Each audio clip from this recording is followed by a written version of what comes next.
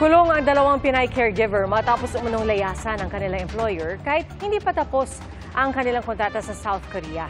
Ang kinabibilangan nilang caregiver pilot program, pag-aaralan daw muna muli ng South Korea at ng Pilipinas. Saksi, si Marie Zumal. Tulad ng ibang overseas Filipino workers, pangarap ng registered midwife at caregiver na si Arlene na mag-abroad para sa mas magandang oportunidad. Ang bansang kaniyang nais puntahan, ang dinarayo ng maraming Pinoy na South Korea. Malaki ang sahod doon. Tapos gusto ko rin makarating doon kasi sa naririnig ko, maganda daw ang South Korea. Pero ang pangarap niyang makapagtrabaho sa South Korea, posibleng maantala. Pinag-aaralan kasi muna ngayon ng Pilipinas at South Korea ang ipinatutupad na 6 na buwang pilot program para sa mga caregiver. Kasunod yan ang pagkakahuli sa 2 Pilipinong kasama sa 100 caregiver na una ipinadala sa South Korea.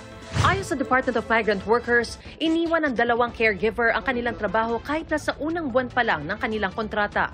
Nahihirapan sila dahil overwork sila. May nakita silang isang trabaho na isang nag-offer ng employment as a cleaner.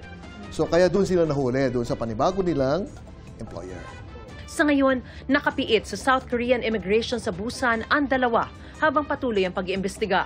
Medyo nakaantala in the sense na we have to go through the process na iimbestigahan natin yung 2. In terms of timeline, hindi natin masasagot pa kasi hindi pa natin alam kung kailan matatapos yung kanilang investigation.